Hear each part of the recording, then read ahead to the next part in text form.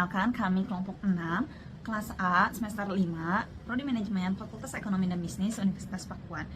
Kami akan sedikit menjelaskan materi dengan judul Analisis Data Sekunder dalam Komoditas Sayur-sayuran Toge, Studi Kasus UMKM, Toge Goreng Pak Iwon. Dalam memenuhi mata kuliah Business Feasibility Study dengan dosen pengampu Ibu Dr. Yudhya Mulia, SLMM. Sebelum lanjut ke materi, izinkan saya memperkenalkan anggota kelompok saya terlebih dahulu. Saya Yuliana Tantra Kumala dengan NPM 026. Ada rekan saya Najwa Nisa Aulia dengan NPM 007, Feby Fantina dengan NPM 047, Via Maria Simanjuntak dengan NPM 102, dan Dinda Najmi Yunika dengan NPM 310. Mari kita lanjut ke materi.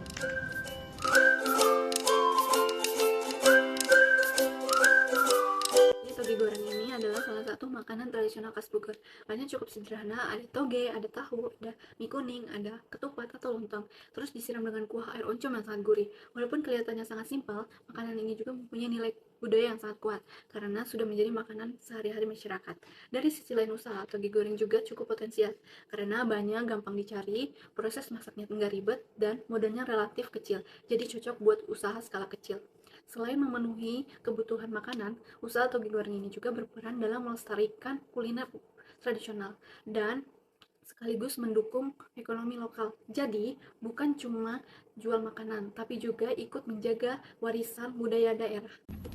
Selanjutnya, di bab 2, saya akan membahas aspek pasar dan pemasaran dari UMKM Toge Goreng Pak Iwon. Yang pertama ada potensi permintaan. Toge goreng merupakan makanan tradisional khas Bogor yang sudah dikenal luas dan sering dikonsumsi oleh masyarakat. Harganya terjangkau, rasanya khas, dan cocok untuk dikonsumsi sehari-hari, sehingga permintaan cenderung stabil.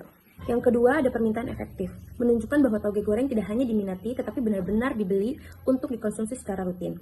Konsumen yang berasal dari pelajar, mahasiswa, dan pekerja yang membutuhkan makanan cepat saji, murah, mudah, dan mengenyangkan. Selanjutnya ada di analisis SWOT. Keunggulan dari usaha ini terletak pada rasa yang khas dan autentik, harga yang terjangkau, dan pelanggan tetap. Tetapi kelemahannya ada di promosi yang terbatas.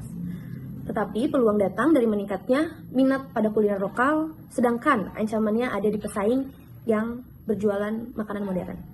Yang terakhir ada strategi bauran pemasaran, yang dilakukan dengan cara menjaga kualitas produk dan menetapkan harga yang sesuai dengan daya tarik beli masyarakat, memilih lokasi yang strategis, dan serta melakukan promosi sederhana dari mulut ke mulut dan sosial media. Yang terakhir ada strategi bauran pemasaran yang dilakukan dengan cara menjaga kualitas produk, menetapkan harga yang sesuai daya beli masyarakat, lalu memilih lokasi yang strategis, serta melakukan promosi sederhana dari mulut ke mulut dan sosial media. Nah, kita masuk ke bab 3. Jadi di bab 3 ini kita akan membahas tentang aspek teknis dan produksi. Jadi Toge Goreng Pak Iwon ini berada di Jalan Pajajaran Baranang Siang, tepatnya di samping terminal Baranang Siang itu sendiri. Lokasi ini cukup strategis karena berada di pusat kota Bogor. Jadi turis-turis yang baru turun dari terminal Baranang Siang ini bisa langsung cobain Toge Goreng Pak Iwon ini, yang dimana Toge Goreng ini makanan khas dari kota Bogor. Lalu di 3.2 itu ada fasilitas produksi dan teknologi. Jadi Pak Iwon ini untuk menyokong produksinya itu dia banyak fasilitas dan peralatan yang digunakan. Nah, yaitu ada kompor gas dan tabung gas sebagai sumber panas utama, lalu ada wajan besar dan spatula untuk proses penggorengan, ada panci untuk merebus bahan-bahan pendukung, ada meja untuk persiapan bahan baku, ada pisau dan talanah untuk memotong bahan, ada baskom dan saringan untuk pencucian toge dan bahan lainnya, ada timbangan untuk menakar bahan baku, dan peralatan penyajian seperti piring, sendok, kemasan, itu kalau misalnya jika dibawa pulang. Terus teknologi yang digunakan Pak Iwon ini masih bersifat sederhana, jadi nggak bergantung banget sama teknologi yang zaman sekarang. Lalu di 3.3 itu ada uraian proses produksi. Nah, proses produksi toge goreng ini dilakuin secara bertahap, dari mulai persiapan bahan baku, yaitu ada bahan utamanya, lalu ada pengolahan awal, toge disortir dan dicuci, lalu tahu dipotong sesuai ukuran, lalu ada proses memasak, bumbu ditumis hingga harum, lalu ditambahin sama bahan pelengkap seperti tahu sama mie sama togenya. Lalu ada penyajian, toge goreng yang telah matang disajiin di piring atau di kemasan. Lalu ada pengendalian mutu. Setiap hasil masakan itu diperiksa dari segi rasa, aroma, dan tampilan sebelum disajiin kepada konsumen. Lalu ada 3.4, yaitu layout kegiatan produksi. Nah, layout ini tuh Pak Iwon ini sederhana namun efisien gitu. Jadi tetap bisa memperlancar alur pengerjaan produksinya. Nah, tata letaknya itu ada area penyimpanan bahan baku, itu untuk menyimpan toge, mie, tahu, dan lain-lain. Lalu ada area persiapan, ini tuh untuk digunakan memotong bahan-bahannya. Lalu area memasak, merupakan area utama yang dilengkapi kompor, wajan, dan peralatan masak. Ada area penyajian dan pengemasan, digunakan untuk menyajikan dan pengemasan produk sebelum diberikan kepada konsumen. Dan ada area pencucian peralatan, ini tuh untuk mencuci barang-barang yang udah digunakan dalam proses produksi. Pada bab 4, aspek manajemen dan sumber daya manusia, struktur organisasi usaha. UMKM Toge Goreng Pak Iwan menggunakan struktur organisasi lini, yaitu struktur sederhana dengan alur perintah langsung dari pemilik pada tenaga kerja. Pemilik usaha berperan sebagai pengelola utama yang mengatur perencanaan, operasional, hingga pengawasan usaha. Struktur ini cocok diterapkan karena usaha masih berskala mikro, sehingga pengambilan keputusan dapat dilakukan dengan cepat, pengawasan lebih mudah, dan operasional berjalan lebih efisien. Selanjutnya, jumlah jenis dan biaya tenaga kerja. Jumlah tenaga kerja pada UMKM ini sebanyak 3 orang yang terdiri dari 1 pemilik usaha dan 2 tenaga kerja operasional. Tenaga kerja dibagi menjadi tenaga produksi dan tenaga pelayanan, namun dalam praktiknya dapat saling mengangkat tugas untuk meningkatkan efisiensi. Biaya tenaga kerja operasional sekitar 3 juta per bulan. Dengan masing-masing tenaga kerja menerima upah sekitar 1.500.000 per bulan, biaya ini dinilai sesuai dengan skala dan masih tergolong efisien. Pada bab 5, aspek hukum. Untuk badan usaha, Toge Goreng Pak Iwan adalah usaha perseorangan, di mana usaha ini dimiliki dan dikelola oleh 1 orang. Bentuk ini dipilih karena mudah dikelola, biaya administrasinya rendah, serta sesuai bentuk usaha mikro. Namun, pemilik memiliki tanggung jawab penuh terhadap seluruh risiko dan kewajiban usaha. Selanjutnya, jenis dan biaya perizinan usaha. Untuk menjalankan usaha secara legal, UMKM ini memerlukan beberapa perizinan, antara lain nomor induk berusaha, surat keterangan usaha, lalu usaha untuk makanan, serta izin usaha mikro dan kecil.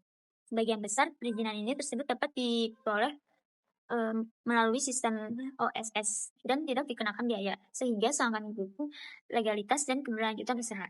Pada bab 5, aspek hukum. Sekarang kita masuk ke bab 6, yaitu bab hitungan, yaitu aspek keuangan untuk 3 tahun. Proyeksi keuangan ini kami susun berdasarkan asumsi yang didukung oleh observasi usaha sejenis, harga pasar, serta perkiraan kapasitas produksi. Nah, untuk yang pertama itu kan ada asumsi penyusunan proyeksi. Itu harga jualnya itu 15.000 untuk tahun ke-1, ke-2, dan ke-3. Nah, ini kami observasi secara langsung. Lalu ada volume penjualannya itu kami targetkan 40 porsi untuk setiap harinya. Perharinya itu 40 porsi untuk tahun ke-1, ke-2, dan ke-3 itu stabil. Nah, kami juga ada inflasi, pertumbuhan penjualan, pajak, dan diskonter itu dalam bentuk persen. Lalu ada komponen biaya investasi.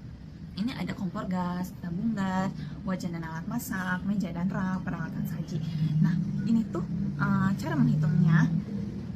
Jadi penyusutan per tahunnya itu dari 500.000 dari tahun dibagi umur. Jadi 500.000 dibagi 5 itu kan hasilnya 100.000. Nah, baru dijumlahkan totalnya itu untuk nilainya 2 juta dan untuk penyusunan per tahunnya itu 460.000.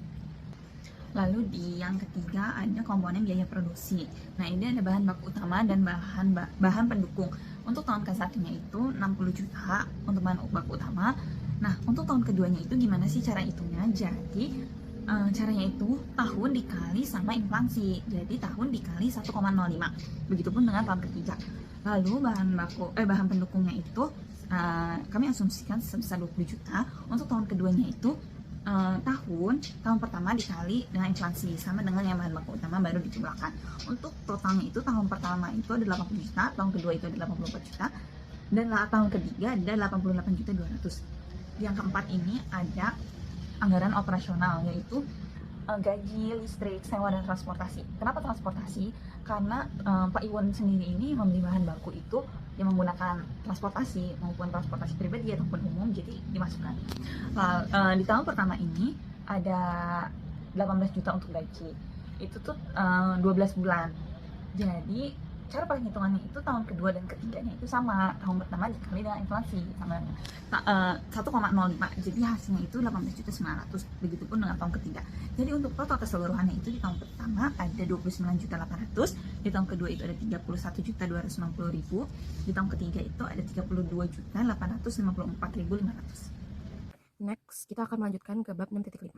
Kita ngebahas proyeksi laba rugi usaha selama 3 tahun ini. Dari perhitungan yang sudah ada, total penjualan di tiap tahunnya itu sebesar 216 juta. Setelah dikurangi dengan APP dan biaya operasional, usaha ini masih menghasilkan laba bersih yang sangat positif di setiap tahunnya, karena diasumsikan belum kena pajak. Laba bersihnya itu sama dengan laba operasional. Walaupun labanya sedikit menurun di setiap tahunnya, tapi secara keseluruhan usaha ini tetap menghasilkan keuntungan. Kita lanjut ke bab 6.6 tentang proyeksi arus kas. Arus kas masuk berasal dari penjualan tahunan, sedangkan arus kas keluar berasal dari biaya operasional dan investasi awal di tahun ke-0. Hasilnya, net cash flow setiap tahun itu bernilai positif. Artinya usaha ini nggak cuma diuntungkan di atas kertas, tapi juga beneran menghasilkan uang dan punya kondisi keuangan yang cukup aman dan baik. Lalu kita lanjut di bab 6.7. Kita masuk ke analisis kelayakan investasi. Dari hasil perhitungannya, nilai NPV usaha ini positif, yaitu sekitar 249 juta, yang berarti usaha ini ngasih nilai tambah. Nilai IRR-nya juga lebih besar dari 10%. Jadi tingkat keuntungan lebih tinggi dari tingkat pengembalian minimum. Selain itu, modal awal bisa balik cuma dalam waktu 7 hari. Jadi bisa dibilang pengembalian investasinya itu cepat banget. Dari sini juga usaha itu dinilai layak secara finansial. Oke, kita lanjut ke bab 6.8. Ngebahas proyeksi neraca total aset usaha yang meningkat setiap tahunnya karena adanya akumulasi laba bersih. Walaupun nilai asetnya ini tetap menurun akibat penyusutan. Dari sisi pasifa, usaha ini sepenuhnya dibiayai oleh modal sendiri, tanpa adanya utang dan yang lainnya. Ini ditunjukkan kalau kondisi keuangan usaha cukup sehat dan stabil. Nah, bab terakhir di bab 6.9, analisis sensitivitas. Di sini dilihat dapat perubahan penjualan terhadap kelayakan usahanya. Kalau penjualan itu turun 10%, nilai NPV-nya memang ikut turun, tapi masih tetap positif. Sebaliknya, kalau misalkan penjualan naik 10%, nilai NPV-nya jadi lebih besar. Ini nunjukin kalau usahanya itu masih cukup aman dan tetap layak dijalankan meskipun ada perubahan dari penjualan dalam batas tertentu. Oke, sekarang next ke bab 7 tentang aspek ekonomi dan lingkungan. Kita masuk di subbab 7.1 dampak ekonomi dari kegiatan usaha. Di bab 7.1 ini kita ngebahas dampak ekonomi dari UMKM Toge Goreng Pak Iwan. Secara umum, usaha ini punya pengaruh yang positif untuk perekonomian, khususnya di lingkungan sekitar Baranang Siang, Kota Bogor. Pertama, dari sisi lapangan kerja. Walaupun skalanya masih kecil, usaha ini juga sudah menyerap 2 orang tenaga kerja lokal di luar kepemilikan usaha ini.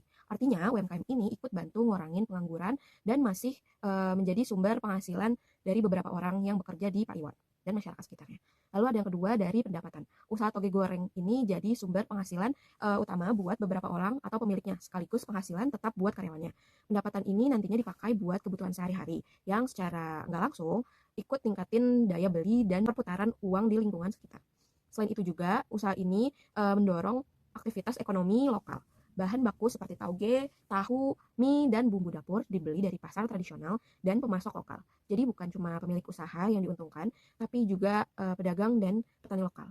Ini nunjukin adanya keterkaitan ekonomi yang paling menguntungkan. Lalu yang terakhir, usaha ini juga berkontribusi dalam pelestarian UMKM dan kuliner tradisional. Toge goreng Pak Iwan ini sebagai makanan khas daerah ikut dilestarikan. Ini sejalan dengan pengembangan ekonomi kreatif berbasis budaya lokal. Jadi manfaatnya ini nggak cuma ekonomi, tapi juga nilai budayanya juga ada. Lalu selanjutnya nih kita ke subbab 7.2, dampak lingkungan dari kegiatan usaha. Di bab 7.2 ini dibahas dampak lingkungan dari kegiatan usaha ini. Karena skala UMKM ini masih tergolong mikro atau kecil, dampak lingkungannya juga relatif masih kecil dan masih bisa dikendalikan dengan sangat baik. Dari sisi limbah produksi, limbah yang dihasilkan kebanyakan limbah organik seperti sisa tauge, potongan tahu, air bekas cucian, dan limbah ini mudah terurai dan enggak mengandung bahan yang berbahaya. Jadi risiko untuk pencemaran lingkungannya itu sangatlah kecil dan rendah. Untuk pengelolaan sampah dan kebersihan, sisa bahan makanan dikumpulkan dan dibuang ke tempat sampah yang tersedia. Area produksi juga dan penyajiannya dijaga kebersihannya. Lalu secara rutin menyesuaikan standar higien pangan dan ketentuan PIRT dari sisi penggunaan energi dan air. Usaha ini cuma pakai kompor, gas, dan air dalam jumlah yang terbatas. Penggunaannya juga masih tergolong kecil, jadi nggak memberikan dampak yang signifikan terhadap lingkungan. Selain itu, efisiensi juga diperhatikan biar nggak boros dan biaya operasional tetap terkendali. Terakhir, kalau dilihat dari lingkungan sekitarnya, usaha ini nggak menimbulkan kebisingan karena tidak ada suara apapun, karena juga asap yang tidak berlebihan atau bau yang mengganggu. Lokasi yang berada di area kuliner ini bikin usaha ini bisa diterima dengan sangat baik oleh masyarakat sekitarnya. Secara keseluruhan, di bab 7 ini, UMKM Toge Goreng Pak Iwan memberikan dampak ekonomi yang sangat positif bagi masyarakat sekitar, dan dampak yang juga positif untuk lingkungan yang relatif kecil serta terkendali. Selama kebersihannya dan pengelolaannya masih terjaga, pengelolaannya limbahnya dan sumber daya tetap dijaga, maka usaha ini layak dijalankan dan berkelanjutan.